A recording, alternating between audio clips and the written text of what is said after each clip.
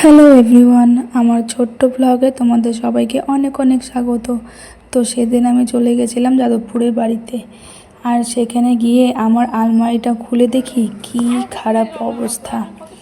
মানে কয়েকটা শাড়ি ওখানটায় রাখা আছে, সব আর আনি না।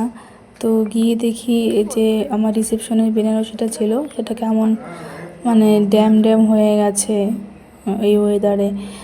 তো নিয়ে গেলাম ছাদে রোদে দেওয়ার জন্য।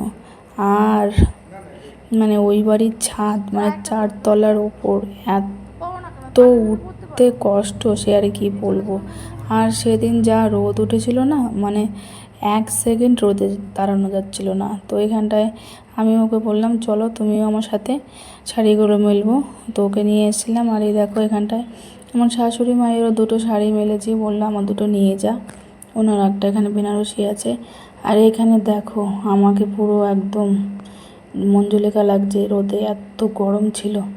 তারপর ওখানে মা বলেছিল শাড়িগুলো রোদে দিয়ে 10 মিনিট অপেক্ষা করে একবারে নিয়ে আসে সাথে করে, কিন্তু এত রোদ ছিল আর গরম যে সেখানে টেকা দায় হয়ে যাচ্ছিল।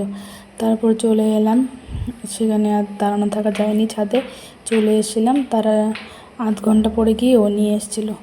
তো এটা হচ্ছে আমার শ্বশুরবাড়ি, মানে এটা হচ্ছে ফ্ল্যাট। আর আমার শ্বশুর আর শাশুড়ি মা কিন্তু একদম গ্রাউন্ড ফ্লোরে থাকে, মানে ওদের ফ্ল্যাটটা হচ্ছে গ্রাউন্ড ফ্লোরে, কারণ দুজনেই বয়স্ক মানুষ, আগে উপরে সিঁড়ি দিয়ে উঠতে অসুবিধা হয় বলে ওরকমই কিন্তু ফ্ল্যাটটা নিয়েছে।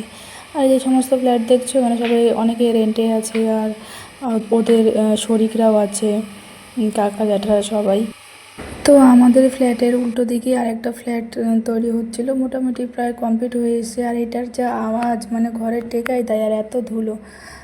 তো তো এটা হলো আমার রিসেপশনের বেনারসি। আর এটা কিন্তু আমি সেই রিসেপশনের দিনই পরেছিলাম, আর এই বিগত 4 বছরে একদিনও পরা হয়নি। আর আমি শাড়িটা কেমন যে দেখতে সেটাও ভুলে গেছিলাম, সেদিনে গিয়ে দেখার পর আবার মনে পড়লো।